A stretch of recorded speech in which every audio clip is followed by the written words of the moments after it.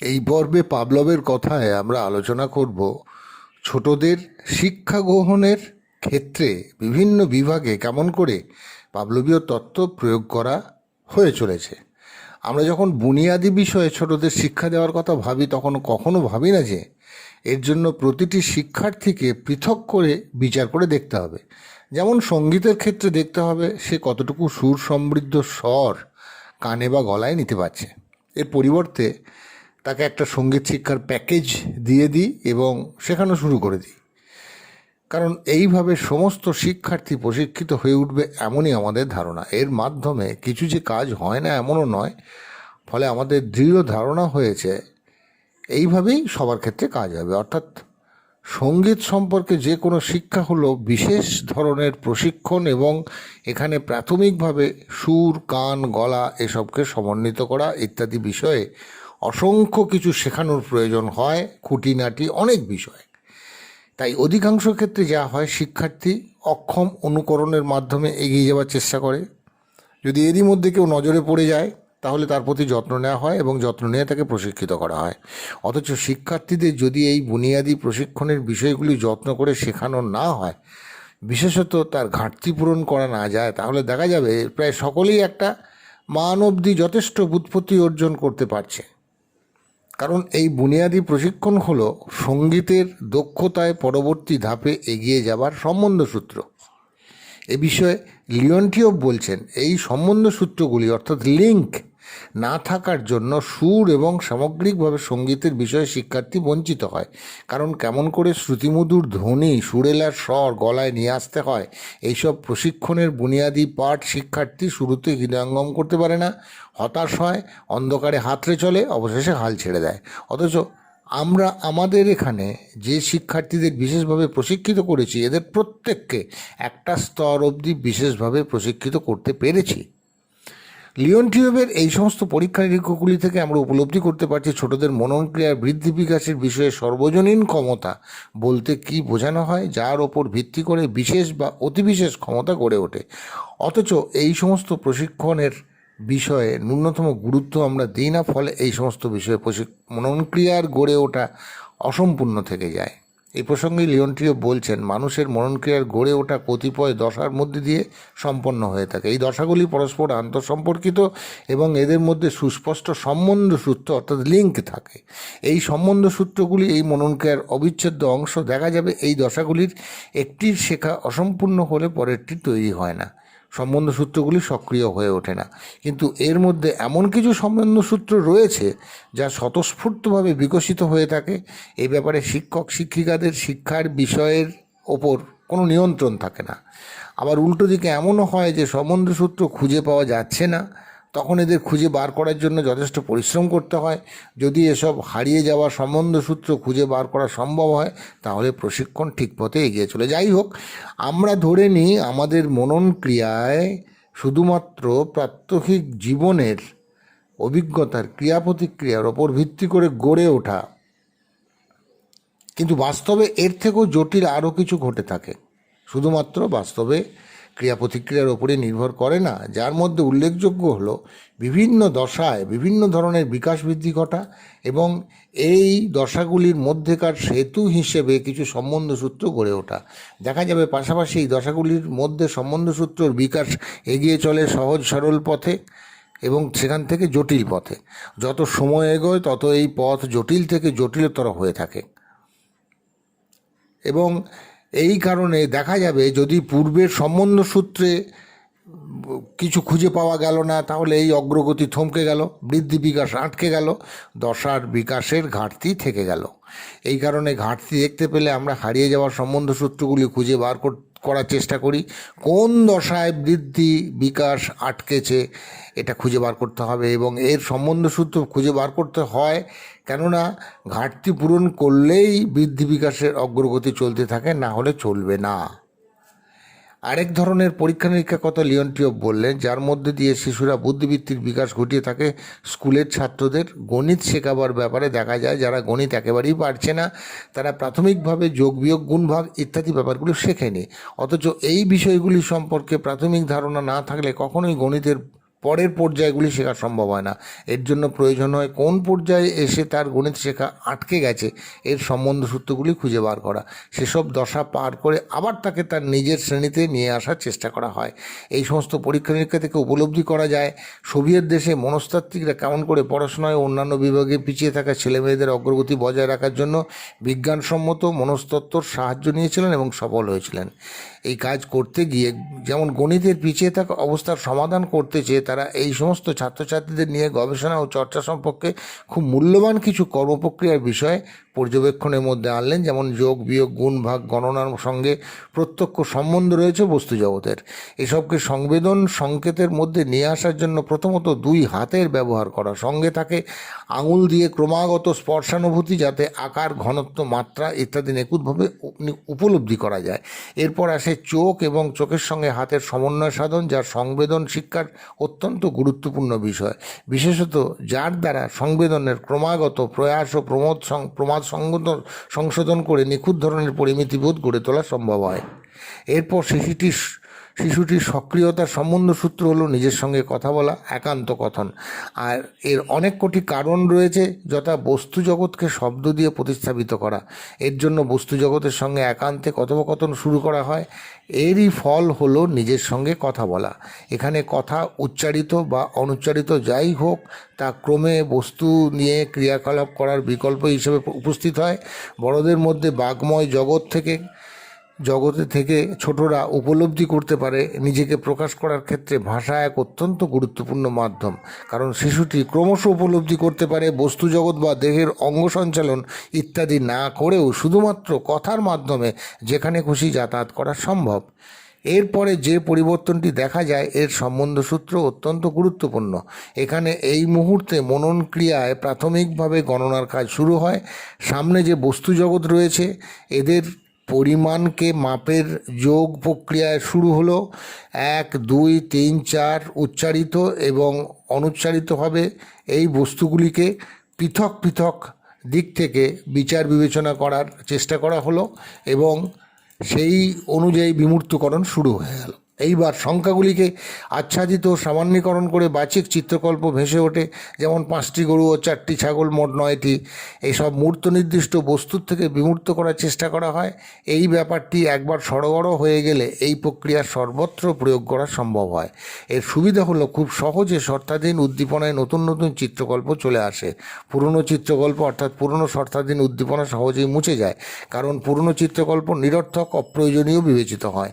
এখানে যে বিষয়টি স্মৃতিতে থেকে যায় তার সংখ্যা এবং এই সমস্ত সংখ্যাগুলির আন্তঃসম্পর্কের সহজ পরিমাণগত পরিবর্তন, যেমন 2 এবং 2 যোগ করলে 4 হয়, এটা মাথায় গেঁথে যায়।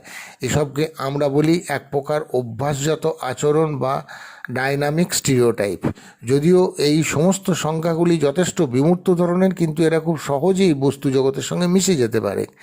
একবার এই বিমূর্তকরণ দশা ক্রিয়াকলাপ শেষ হওয়ার পর এই দশা গড়ে তোলার জন্য মনের মধ্যে যে ক্রিয়া সচল হয়েছিল তা নিস্তেজিত হয়ে যায়। এদের সম্বন্ধ সূত্রগুলি আর দেখা যায় না।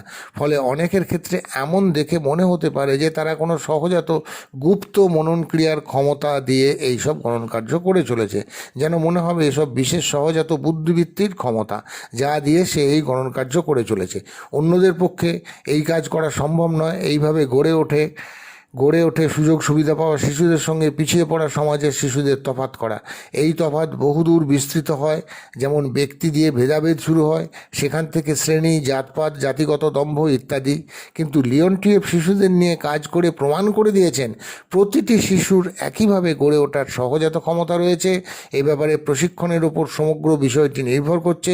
বাস্তবে এই প্রশিক্ষণের ক্ষমতা জমা হয়ে রয়েছে সমগ্র সমাজের মধ্যে। তাই এসবকে ভাণ্ডারজাত করে প্রশিক্ষকরা শিশুদের জন্য ব্যবহার করতে সমর্থ হতে পারেন। ক্রমশ সেখানে শিশুরা অনেক বেশি এগিয়ে যেতে সমর্থ হয়, যা আমরা ভালো প্রতিষ্ঠানের কাছে আশা করে থাকি। এই সমস্ত উপাদান শিশুর মনে জমা হয়, বস্তু জগৎ হিসেবে প্রতিফলিত হয়, কর্মপ্রক্রিয়ার ক্রমাগত পরিবর্তিত হয়। এবং এইভাবে গুরু মস্তিষ্ক গড়ে ওঠে, সে মানুষ হয়ে ওঠে। এই কথা জোর দিয়ে বলা যায় যে প্রতিটি মানুষ সেই কথাই শিখতে চায় যা তাকে ভালো পরিবেশ দিয়ে শেখানো সম্ভব হয়। অন্যরা শেখাতে চায়, মানবীয় সভ্যতার যুগে যুগে দূত পাঠিয়ে এই কথাই শেখানোর চেষ্টা করা হয়েছে, যাতে এই সভ্যতাকে আমরা সর্বাঙ্গীনভাবে সুন্দর করতে পারি। পৃথিবী জুড়ে এমন সভ্যতার বিকাশ আমাদের সকলের কাছে কাম্য।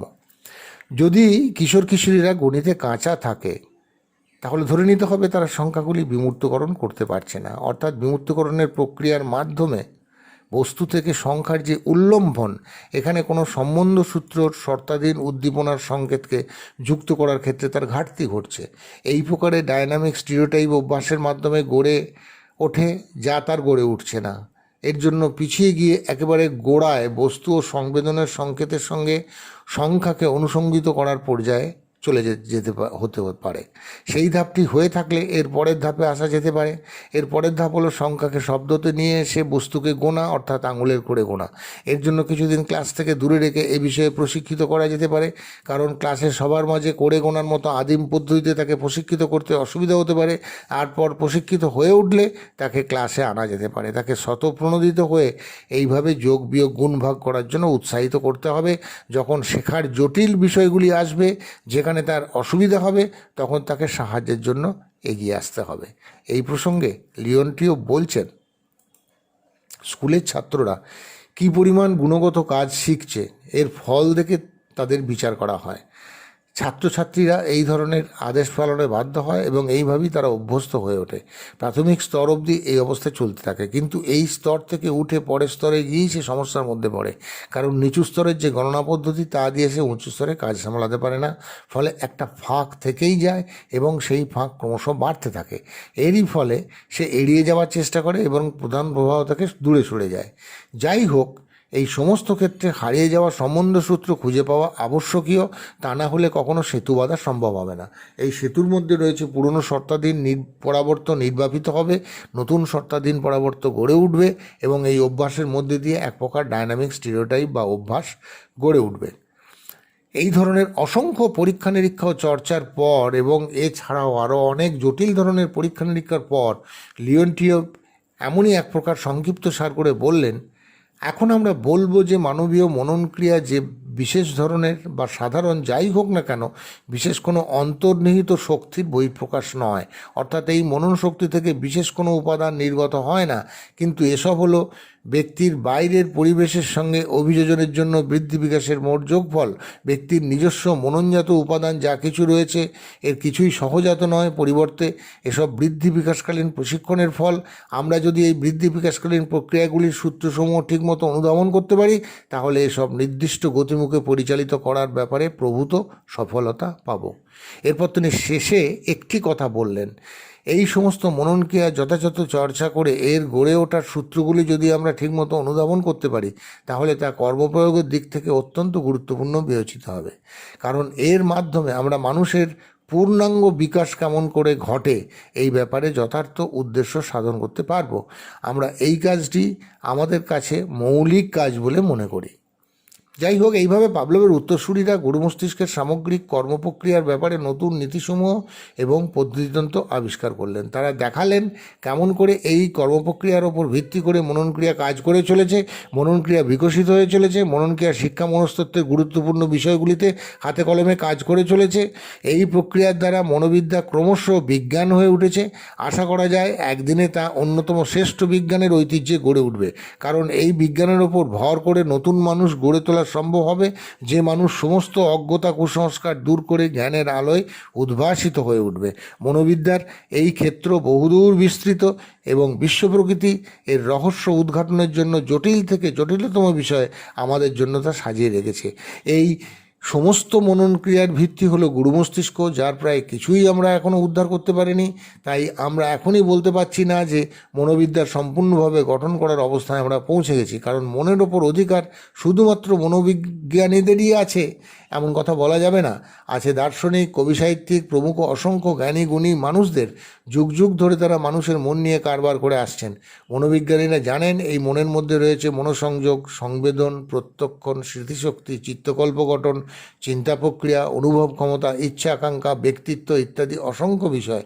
কিন্তু এই সমস্ত বিষয়ে আমাদের প্রথম কাজ হলো সমস্ত ধরনের অজ্ঞতা, কুসংস্কার, অন্তর্দর্শন, আপ্তবাক্য ইত্যাদি আজগবি হরেক রঙের আপাত মনোমুগ্ধকর উপাদান থেকে মনোবিদ্যাকে মুক্ত করে বস্তুগত, পরীক্ষামূলক, সত্যনিষ্ঠ, বিষয়নিষ্ঠ তথ্য ও তত্ত্বের ওপর একে দাঁড় করানো। পাভলভ এই প্রাথমিক কাজটি করতে সমর্থ হয়েছেন। পাভলভ বলেছেন, বিজ্ঞান হিসেবে মনোবিজ্ঞানের অগ্রগতি যথেষ্ট শ্লথ হবে। তাছাড়া মনোবিদ্যাকে, সমস্ত মনন ক্রিয়াকে যদি এখনই আমরা ভেবে নিই যে একটা মাত্র নিউটনীয় সূত্র দিয়ে গেঁথে ফেলতে পারবো, তাহলে এর মতো মূর্খতা আর কিছু হতে পারে না। কিন্তু তা যতটুকুই ঘটুক না কেন, এর অগ্রগতি ঘটতে থাকবে প্রতিদিন অল্প অল্প করে, একটা তথ্য থেকে অন্য তথ্যর সম্বন্ধ সূত্রের ওপর ভিত্তি করে। মনোবিদ্যার বিজ্ঞানকে চিরকাল শাসন করবে মিস্টার ফ্যাক্ট বা তথ্য। ক্রমশ মানুষের সমস্ত অভ্যন্তরের জগৎ ধীরে ধীরে অবগুণ্ঠন খুলবে। সুতরাং এখনই মনোবিদ্যার কোনো সিস্টেম বিল্ডিংয়ের সময় আসেনি। এখন আমাদের বেশি করে প্রয়োজন অনেক বেশি পরিমাণে পরীক্ষামূলক গবেষণা করা এবং তার তথ্য আহরণ করা। নতুন বিজ্ঞান হিসেবে আজকের মনোবিদ্যার অবস্থাটা কি, এটা জানানোর জন্য আমরা পাভলভের ছাত্র বিকপকে স্মরণ করতে পারি। বিশেষত তিনি 1953 সালে মন্ট্রিলে যে কথাগুলি বলেছিলেন, এই কথাগুলি আমরা একবার ঝালিয়ে নিতে পারি। বিকপ বললেন, গুরু মস্তিষ্কের গবেষণা ও চর্চার ক্ষেত্রটি অত্যন্ত জটিল, তাই এর অনুসন্ধানের বিষয়টি সর্বদা অসম্পূর্ণ থেকে যাচ্ছে। পাভলভ তার গবেষণা জীবনের শেষের দিকে আমাদের জানাচ্ছেন, সামনে রয়েছে অজ্ঞতার পাহাড়, তা আমাদের অতিক্রম করতে হবে। আরও বহুদিন সময় লাগবে এই পাহাড় অতিক্রম করতে। আমরা যেন কখনো এমন না ভাবি যে অনেক দূর অতিক্রম করার পর আমাদের মনে হবে হ্যাঁ আমরা এবার শীর্ষে এসে গেছি, কিন্তু তা নয়। আমাদের কল্পনার থেকেও কাজটা অনেক কঠিন। কাজেই এই নতুন বিজ্ঞানের বিষয়ে কিছু নীতিসূত্র বা পদ্ধতিতন্ত্র গড়ে তোলা মুখের কথা নয়, কারণ গুরু মস্তিষ্ক সম্পর্কে চর্চা ও গবেষণা সবেমাত্র বিংশ শতাব্দীতে শুরু হয়েছে। এরই মধ্যে আমরা স্পর্ধা প্রকাশ করছি মানব সভ্যতার চিন্তা প্রক্রিয়া আমরা জেনে ফেলব। আমার মনে কোনো সন্দেহ নেই যে আমাদের শিক্ষক পাভলভ একটা রাস্তা দেখিয়ে দিয়েছেন। আমাদের অসংখ্য দক্ষ গুণী গবেষক সেই রাস্তাটা ধরে এগিয়ে চলেছেন, যা সমগ্র পৃথিবীতে দুর্লভ। সুতরাং আমরা আশা করি এরই মধ্যে থেকে একদিন আমরা চিন্তা প্রক্রিয়ার সূত্র আবিষ্কার করতে সমর্থ হব। আপনাকে এই জানার যে এই কর্মপ্রক্রিয়া, এতে আমরা একদিন সফল হবই, এই আশা রাখি।